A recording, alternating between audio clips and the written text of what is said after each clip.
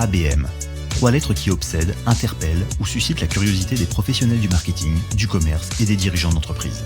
Derrière ces 3 lettres se cache non seulement une révolution marketing, mais surtout une véritable prise de conscience. La nécessité de proposer une expérience prospect unique. Alors l'ABM oui, mais pourquoi ? Avec qui ? Comment faire et avec quels outils ? C'est pour répondre à toutes ces questions, et bien d'autres, que l'agence Winband vous propose ABM Experience, le premier podcast francophone autour de l'account-based marketing. Inspirez-vous des retours d'expérience d'invités experts, découvrez des cas d'usage et des exemples concrets de campagne pour vous aider à réenchanter vos relations prospects et clients. Bonjour à tous et bienvenue dans ce 6e numéro d'ABM Experience, le premier podcast francophone qui parle de l'account-based marketing proposé par l'agence Winband. Au programme aujourd'hui, nous allons parler du futur du marketing B2B, nouvelles tendances, nouvelles technologies, changements dans les attentes, dans les comportements des acheteurs. Le marketing B2B doit aussi s'adapter pour mieux se réinventer. Nous allons donc sortir notre boule de cristal et tenter d'imaginer de quoi le futur proche et un peu moins proche sera fait. Nous en parlerons également avec notre invité du jour. Il s'agit d'Olivier Bertin, Senior Digital Expert au Hub Institute et consultant en transformation digitale. Penser marketing à l'ère digitale. Ça peut sembler assez subtil, mais ça implique finalement une approche complètement transformée du marketing, de son fonctionnement et de ses apports. Penser marketing dans un monde digital, ça veut dire avoir une vision globale, une vision décloisonnée des stratégies, une vision décloisonnée des leviers, parce qu'aujourd'hui, les parcours des acheteurs, des clients des entreprises du B2B, comme dans l'univers du B2C, ces parcours, ils se mélangent, ils s'imbriquent systématiquement en permanence et ils font jouer de façon simultanée des points de contact off et des points de contact online. Enfin, nous terminerons cet épisode par les dernières actualités, nouveautés et bonnes pratiques à connaître autour de l'ABM et du marketing B2B. ABM Experience, épisode 6, c'est parti.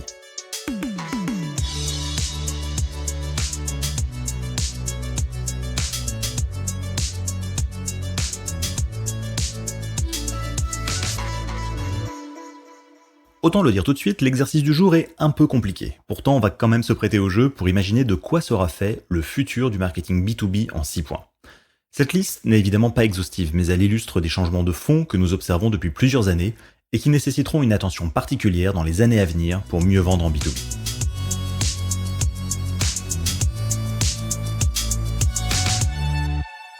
Le premier point est lié à l'omnicanalité, avec un concept qui est celui de la vente hybride. Le côté hybride a émergé suite à la pandémie de Covid-19 en matière d'organisation du travail. Notre prévision consiste à dire que l'hybridation du travail va également toucher la vente en raison de l'évolution des préférences des clients et des changements de comportement provoqués par le travail à distance.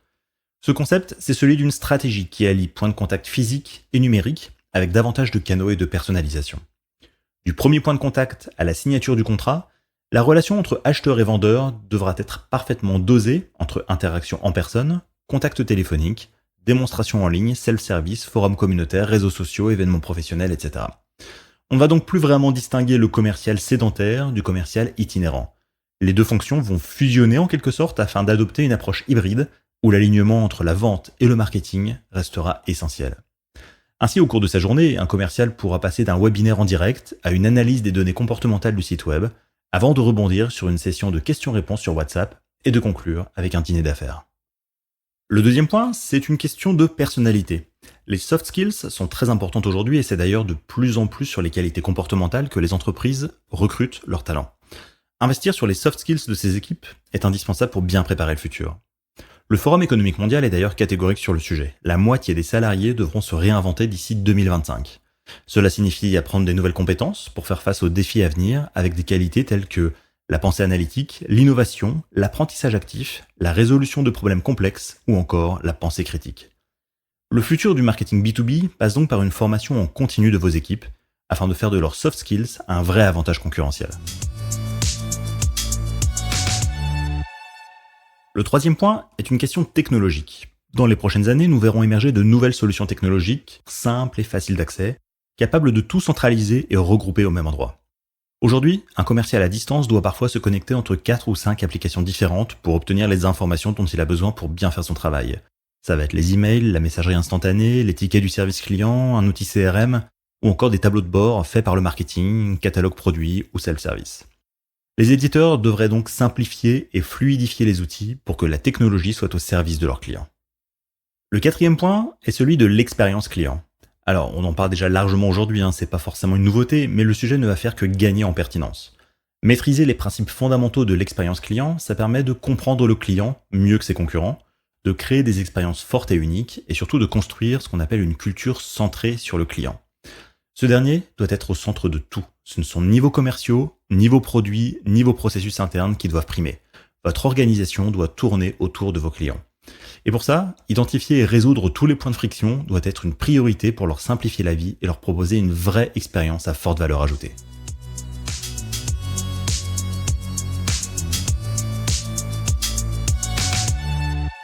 Le cinquième point est celui d'une intégration poussée à son comble. Alors j'ai déjà évoqué avec la vente hybride ou la question des outils technologiques, mais le futur nous emmènera encore plus loin.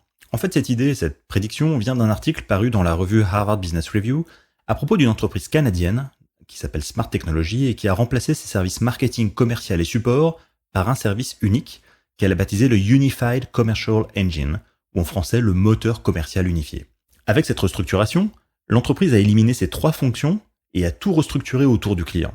Ils se sont concentrés sur ce que les clients essayent d'accomplir à chaque étape de leur parcours pour acheter des produits et services et pour résoudre leurs problèmes. L'entreprise a donc organisé ses activités et ses rôles autour des 5 étapes d'achat qui ont émergé de son processus de découverte. C'est une bonne manière d'éviter le travail en silo, forcément, puisqu'il n'y a plus qu'un seul service et non plus 3, mais également les guerres internes, les conflits larvés, les problèmes liés au partage des données ou des informations, afin de favoriser la transversalité et l'intelligence collective. Alors c'est un modèle qui existe aujourd'hui, qui est encore très embryonnaire, mais on fait le pari que dans le futur, c'est quelque chose qui va se développer de plus en plus. Enfin, le dernier point qui a émergé de notre boule de cristal, c'est celui de la personnalisation absolue, afin de ne plus se retrouver prisonnier d'interactions sans intérêt. En clair, cela signifie bannir définitivement toute communication générique, y compris vos newsletters ou vos webinaires, afin de construire un parcours totalement personnalisé. Dans le futur, les commerciaux ne feront plus perdre leur temps aux clients avec des informations sans valeur dont ils ont déjà pris connaissance ou qui n'apportent rien à ce moment précis. Pour éviter le symptôme du webinaire d'1 heure où seules 5 minutes sont vraiment intéressantes pour le client, cette personnalisation extrême ne pourra se faire qu'avec une gestion fine des données et des nouveaux outils nourris à l'intelligence artificielle. Et pour se projeter encore plus loin dans le futur, il est à présent temps de passer à la seconde partie de notre émission avec l'interview de notre invité.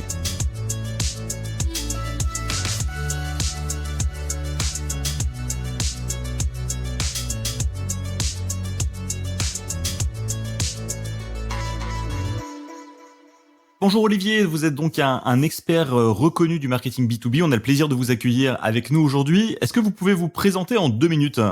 Bonjour Julien. Alors je suis senior digital expert au sein du Hub Institute. C'est un écosystème qui est dédié à la transformation des entreprises, en particulier transformation digitale et transformation durable.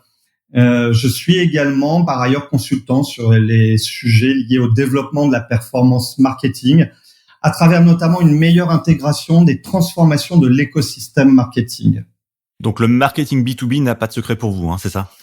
Il a forcément un certain nombre de secrets, mais j'essaye en particulier de développer et mon expertise, ma compréhension de cet environnement du marketing B2B qui est un environnement extrêmement excitant et très évolutif.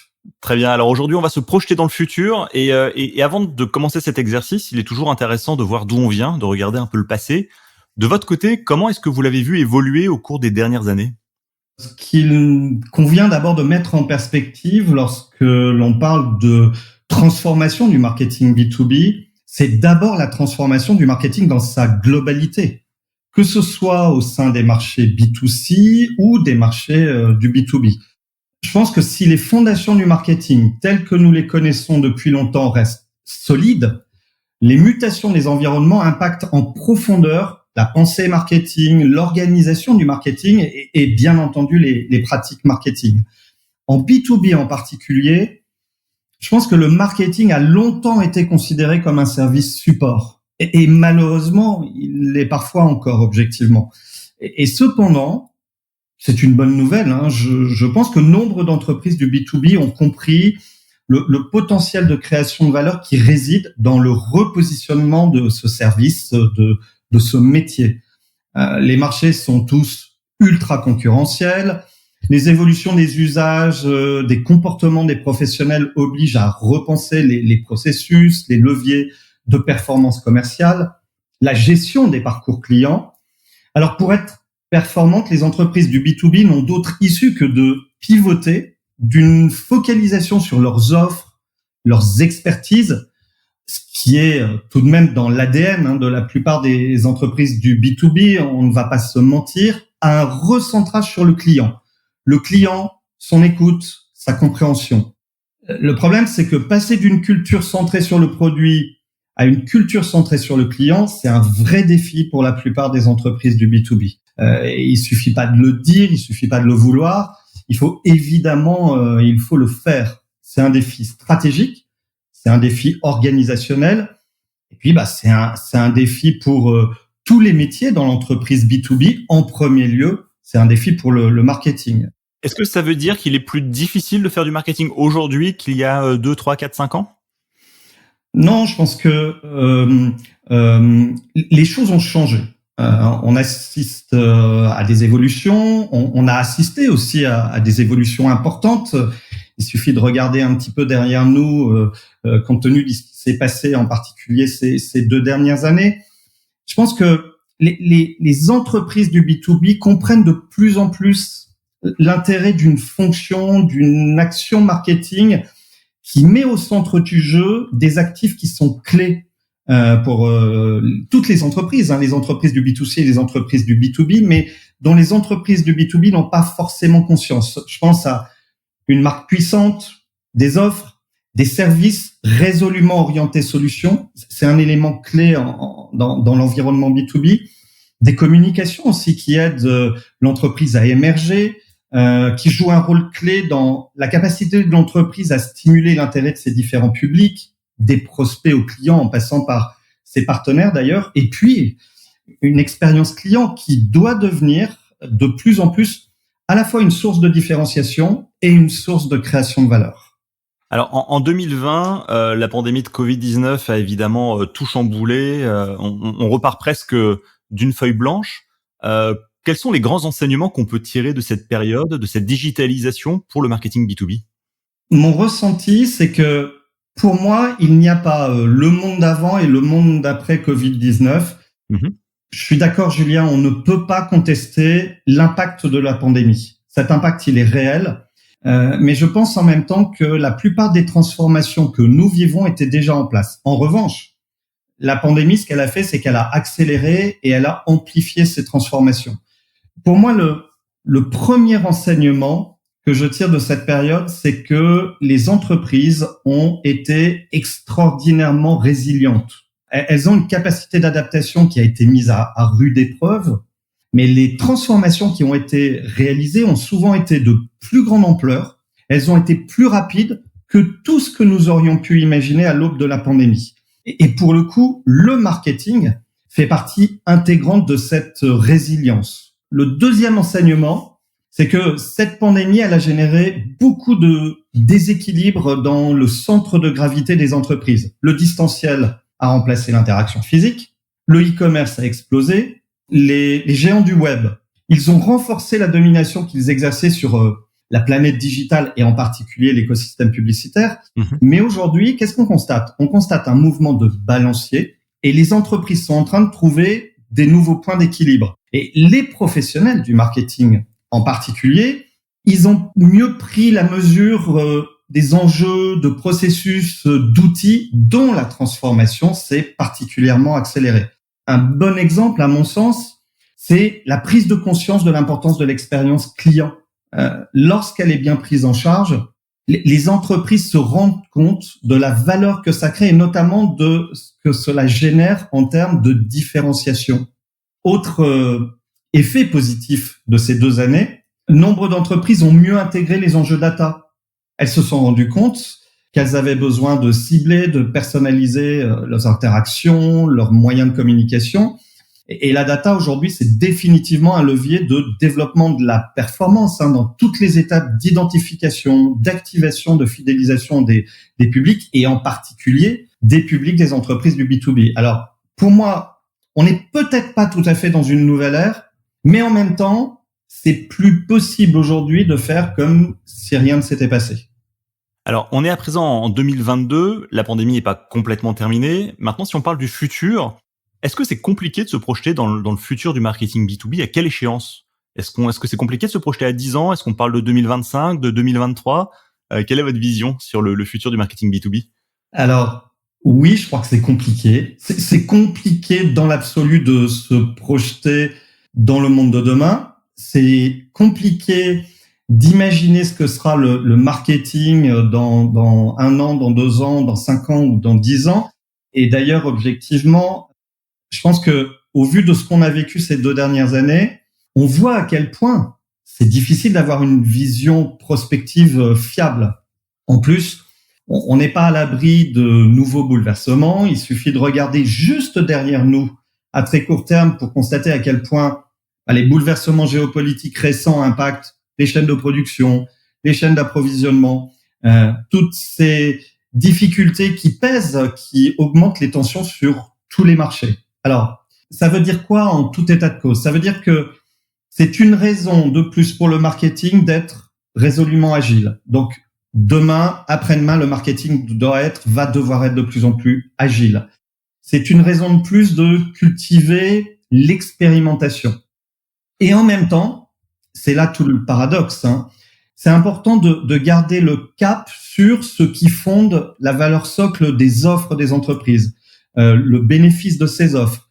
Et puis la nécessité de faire vivre ces offres à travers des discours orientés clients, à travers des prises de parole plus engageantes, et puis en même temps à travers une créativité de tous les instants. Et là où c'est compliqué, en fait, c'est qu'il faut associer la créativité à la rationalité de la donnée, ce carburant, comme je l'évoquais il y a un instant, qui est devenu un moteur incontournable de l'efficacité marketing.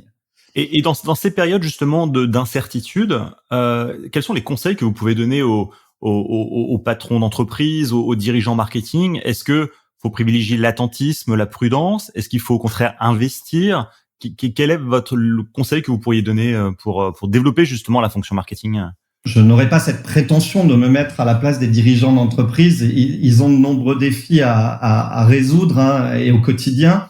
Après, ce qui se passe, c'est que ce qui est compliqué dans la vision prospective de la façon d'appréhender le marketing en B2B, c'est le niveau de transformation des pratiques marketing du B2B qui est extrêmement pluriel. En fait, la place, l'importance perçue du marketing dans les entreprises du B2B reste extrêmement variable. Le niveau de maturité du marketing B2B en ce qui concerne la digitalisation des processus reste également très, très, très hétérogène.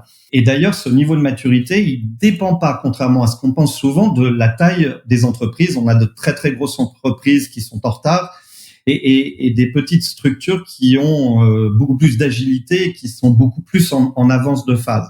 En fait, je pense qu'il faut d'abord et avant tout une prise de conscience du rôle que joue le marketing au-delà des visions réductrices de son rôle sur la communication ou du support qu'il représente à la performance commerciale dans les environnements du B2B.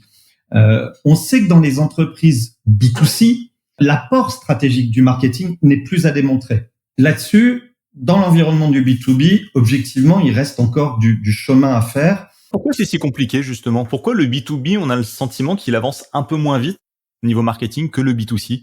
Est-ce que c'est une question de transformation digitale? Ça fait comme des années qu'on parle de ce sujet et pourtant on a l'impression que c'est pas aussi rapide dans ces deux domaines. Le sujet de la transformation digitale, on le sait tous les deux, c'est pas un sujet récent. En même temps, ça reste un sujet clé, ça reste un défi pour toutes les entreprises. En revanche, c'est le périmètre de cette transformation qui a évolué. Initialement, Internet et la montée en puissance des nouveaux moyens de communication entre les marques et leur public a ouvert un nouveau champ d'exploration pour tous les professionnels du marketing. Mais pendant de nombreuses années, il a longtemps été question de marketing d'un côté et de marketing digital de l'autre. Et ça sous-entendait du cloisonnement dans les réflexions et encore plus du cloisonnement dans les phases d'exécution des stratégies qui étaient imaginées. Et je pense que c'était encore plus prégnant, cette situation, dans les entreprises B2B, dans lesquelles, historiquement, le marketing n'a pas une place centrale, n'est pas considéré comme un catalyseur de l'évolution stratégique de l'entreprise. Le problème, c'est qu'aujourd'hui, on peut plus penser marketing d'un côté et marketing digital de l'autre. Je pense que l'enjeu, c'est pour les entreprises du B2B comme les entreprises du B2C, mais en particulier pour les entreprises du B2B, c'est de penser marketing à l'ère digitale. Alors, ça peut sembler assez subtil, mais ça implique finalement une approche complètement transformée du marketing, de son fonctionnement et de ses apports. Penser marketing dans un monde digital, ça veut dire avoir une vision globale, une vision décloisonnée des stratégies, une vision décloisonnée des leviers, parce qu'aujourd'hui, les parcours des acheteurs, des clients des entreprises du B2B, comme dans l'univers du B2C, ces parcours, ils se mélangent, ils s'imbriquent systématiquement en permanence, et ils font jouer de façon simultanée des points de contact off et des points de contact online. C'est vrai que la transformation digitale, c'est un sujet clé. On parle d'aplanissement des silos, on parle vraiment de limiter les guerres internes et puis de structurer des choses de la manière la plus plate possible. Donc ça, c'est vraiment organisationnel. Et puis en parallèle, on a des sujets sociétaux qui montent beaucoup. Vous avez certainement entendu parler. On parle de dérèglement climatique, on parle des inégalités, on parle des questions d'inclusion, de diversité, etc. Est-ce que tous ces sujets, ça peut venir influencer le marketing B2B dans le futur ? L'impact de ces sujets, aujourd'hui, en tout cas, ces sujets, de façon plus précise, ils sont, je pense, plus présents dans l'esprit des équipes marketing B2C. Parce que la communication dans sa grande diversité, y compris la communication publicitaire dans les environnements du B2C, en a fait un levier d'image, un levier d'adhésion, un levier d'engagement. En revanche, les problématiques environnementales, les problématiques sociales, elles sont communes à toutes les entreprises, qu'elles soient B2B ou B2C. Les enjeux durables aujourd'hui, ils impactent la production, ils impactent la supply chain. De facto, ils impactent donc la construction des offres. Donc, dans une entreprise du B2B comme dans les entreprises du B2C, cela impacte évidemment directement la fonction marketing. Une autre illustration de l'intérêt de pas mettre de côté ces sujets, même si on est une entreprise du B2B. Les sujets de l'inclusion, ils ont un impact direct sur la marque employeur. À l'heure de la guerre des talents, les valeurs d'une entreprise, la puissance de là ou des marques de l'entreprise, son rayonnement, ce sont autant d'ingrédients qui sont essentiels pour attirer et conserver les talents. Donc là aussi, le marketing a, ou en tout cas devrait avoir un rôle essentiel à jouer. On en revient à chaque fois au même point. L'implication du marketing B2B sur ces sujets dépend aussi et dépendra de la place que le marketing a ou aura demain dans l'organisation globale de l'entreprise. Et la montée en puissance inéluctable de ces sujets, ça devrait normalement jouer un rôle favorable sur l'amélioration de la place, sur l'importance donnée au marketing dans les entreprises du B2B. En tout cas, je pense qu'il faut l'espérer, mais dans les faits, le pragmatisme des dirigeants et les enjeux de développement de la performance mettront au centre du jeu ces sujets aussi. Alors, imaginez le futur, c'est un jeu qui peut être amusant et certains grands dirigeants le font aussi pour nous. On peut évoquer évidemment Mark Zuckerberg, si on parle de métavers, si on parle de blockchain, de crypto-monnaie, etc. Est-ce que c'est utopique ? Est-ce que ce sont des vrais sujets stratégiques, cruciaux dans le marketing B2B ? Ou ça reste pour vous un peu anecdotique ? D'abord, je pense que ça n'est sûrement pas anecdotique. On ne peut pas, quoi qu'il arrive, quel que soit l'environnement, quel que soit le type d'entreprise, quel que soit le marché, on ne peut pas passer à côté de sujets qui dessinent le monde de demain, de sujets qui sont en train, peu à peu, de transformer les logiques de fonctionnement des marchés et qui, par voie de conséquence, vont amener aussi à faire évoluer certaines pratiques. Le marketing, quelle que soit sa place dans l'entreprise, devrait systématiquement mener aussi sa propre démarche R&D. Et s'intéresser à ces sujets, c'est d'une certaine façon avoir une approche R&D. Dans les entreprises du B2B, cette part de l'action marketing, elle peut s'avérer un peu difficile à imposer parce que ça oblige, puisqu'on parle de R&D, ça oblige à se situer dans un temps long. Là où le marketing B2B est plutôt généralement orienté performance et donc se situe dans un temps court. Le problème, c'est que le maintien de la performance à long terme, il est à ce prix. il suffit, puisqu'on parlait de métavers, on parlait de blockchain, il suffit de constater à quel point la blockchain, pour prendre un exemple concret, impacte de toute façon déjà les processus de traçabilité des matériaux, impacte les processus de traçabilité, de suivi des pièces détachées, ou même de l'empreinte CO2, si on revenait à la question précédente.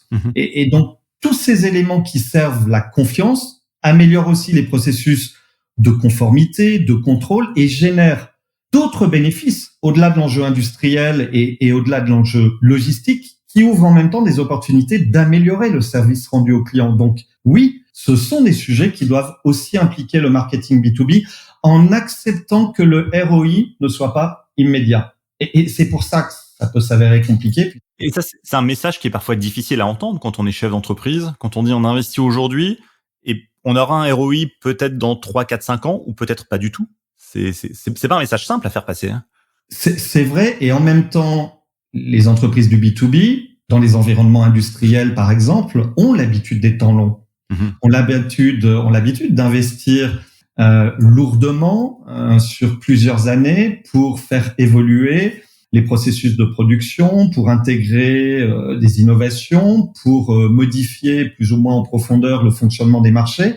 Il n'y a donc aucune raison que le marketing ne soit pas impliqué dans cette logique, d'autant plus que le marketing aujourd'hui doit être un acteur de l'évolution des business models des entreprises. Raison de plus pour le placer. Alors, non pas au centre du jeu, l'enjeu n'est pas de donner plus d'importance au marketing qu'il ne doit avoir, mais de l'amener à participer, collaborer, intervenir de façon transversale avec l'ensemble des environnements métiers de l'entreprise.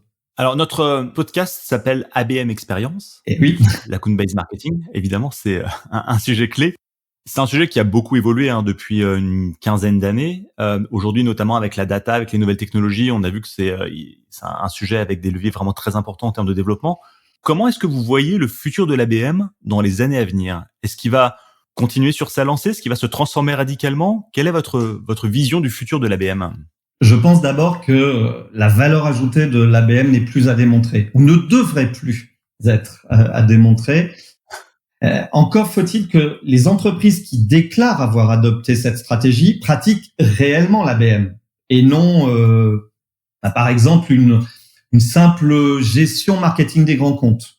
Alors, heureusement, il y a quelques acteurs, il n'y en a pas énormément aujourd'hui, mais quelques acteurs qui accompagnent efficacement les entreprises et les aident à réellement saisir les opportunités d'une stratégie ABM correctement exécutée. Y compris d'ailleurs dans ce que cela sous-entend d'implication culturelle et organisationnelle. Je pense qu'à l'avenir, les entreprises B2B qui seront en mesure de faire la différence en matière d'ABM seront d'abord et avant tout celles qui seront capables de s'appuyer sur une parfaite maîtrise de la donnée pour l'utiliser de façon plus fine, de façon plus granulaire. Ce sont celles aussi qui vont être capables d'adapter l'expérience digitale pour l'appliquer de façon efficace en termes de personnalisation, de contextualisation et permettre aux acheteurs, aux clients, aux parties prenantes de l'entreprise de retrouver une partie physique, une expérience dans le monde physique qui soit équivalente à celle que l'on propose dans le monde digital, qui facilite, on va le reconnaître, les enjeux d'individualisation, de personnalisation. Et puis, je pense aussi que ce seront les entreprises qui auront intégré un fonctionnement garantissant une création de valeur reposant sur une vraie collaboration entre le marketing et les ventes qui tireront leur épingle du jeu parce que sans réelle symbiose entre les marketeurs et les commerciaux, il ne peut pas y avoir de stratégie ABM performante. Donc ça veut dire une chose, c'est que l'ABM, c'est une stratégie qui a démontré son efficacité, mais elle doit aussi, cette stratégie, induire un changement culturel de taille pour un grand nombre d'entreprises. Et objectivement, aujourd'hui, c'est pas complètement acquis. D'où la nécessité de continuer à avancer, évangéliser, faire évoluer les pratiques en la matière. Non, bien sûr, c'est important. Et vous avez souligné un point encore plus stratégique, c'est cette notion de la donnée, de la data. C'est d'un côté, on peut pas faire de l'ABM sans data. Et de l'autre côté, on a le sentiment que la question des données personnelles, elle est vraiment extrêmement sensible aujourd'hui dans un monde un peu post-RGPD, où chacun fait très attention à ce qu'on diffuse en ligne, etc. Comment le futur du marketing B2B peut régler ce paradoxe? D'un côté, on a besoin de beaucoup de data, et de l'autre, parfois les individus sont de plus en plus réticents à la fournir, à la transmettre. Le problème, c'est que le fond des choses, c'est que nous devons, en tant que professionnels du marketing, les entreprises doivent, dans leur démarche marketing commerciale, faire d'abord et avant tout preuve de responsabilité. Le marketing en 2022, ça ne peut pas être un marketing dominé par la technologie. Et quand je parle technologie, je parle aussi de la data, des sciences de la data, de l'ensemble des moyens qui permettent de mettre en œuvre cette data. Ça peut pas être un marketing qui domine non plus par la technologie.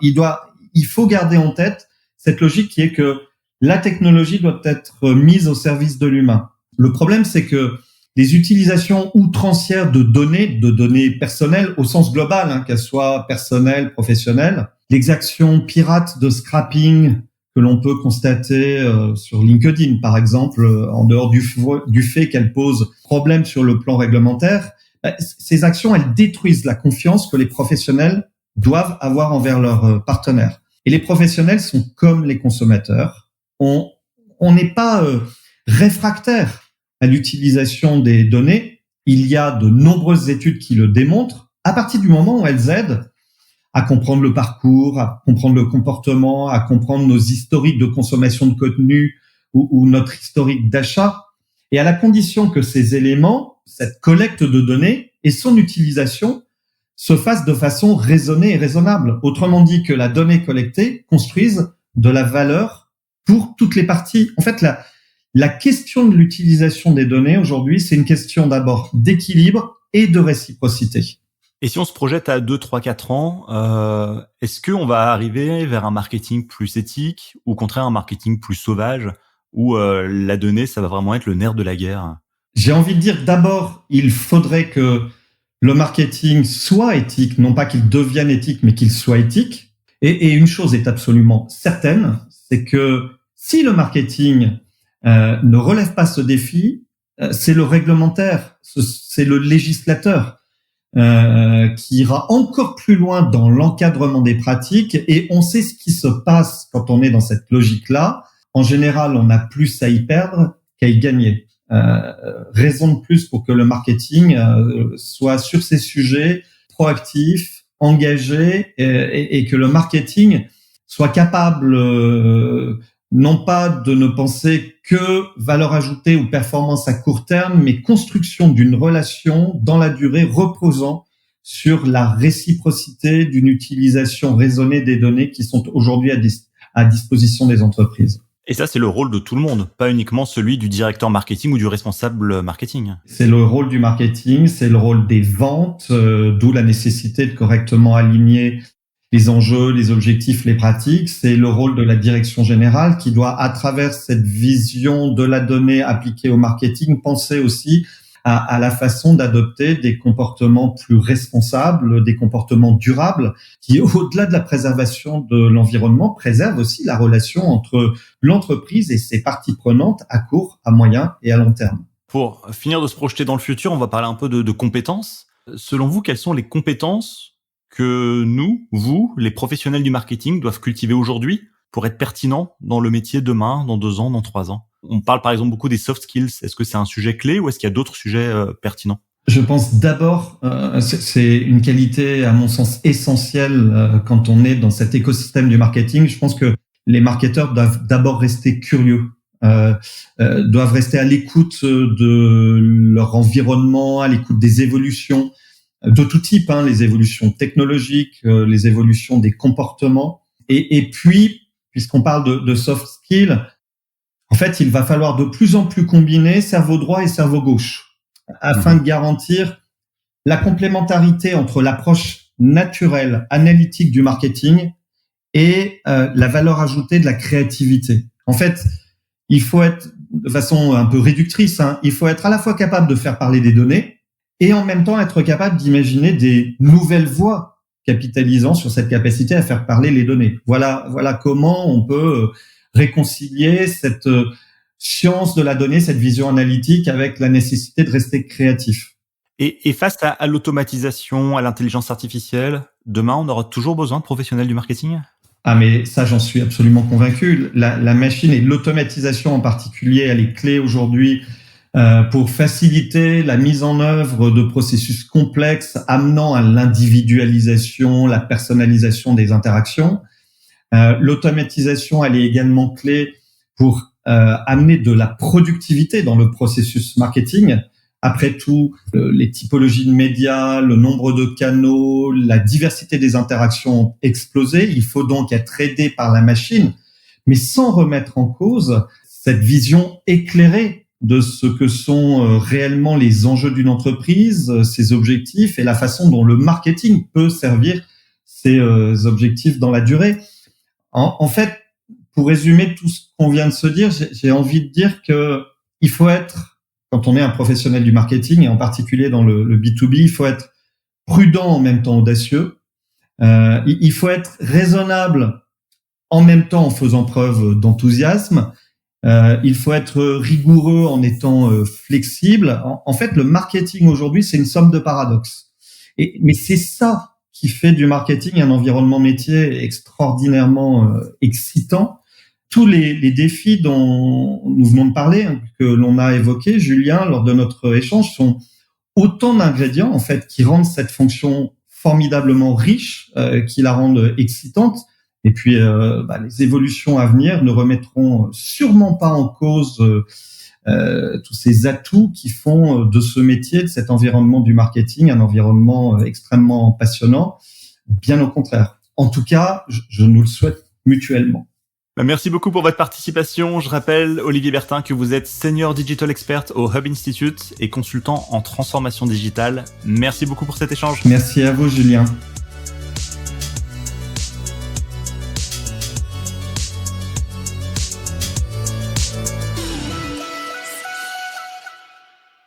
Dans un monde qui évolue vite, il est important de se tenir informé des nouveautés, des tendances et des bonnes pratiques autour de l'ABM. Notre comité éditorial passe en revue tout ce qui sort sur le sujet, en français et en anglais, afin de sélectionner pour vous les meilleures informations susceptibles de vous intéresser. Voici donc le moment de notre revue de presse.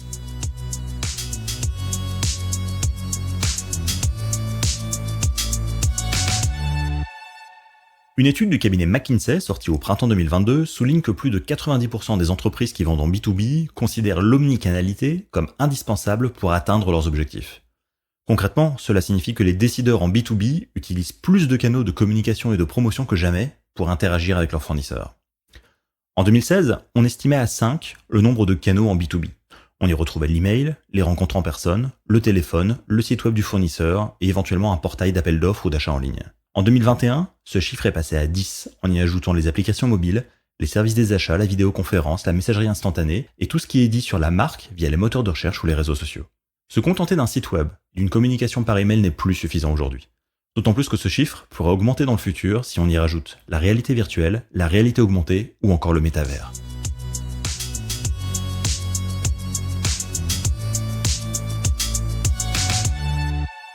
Une étude de Gartner montre que 32% des directeurs marketing classent l'expérience client parmi leurs principales priorités.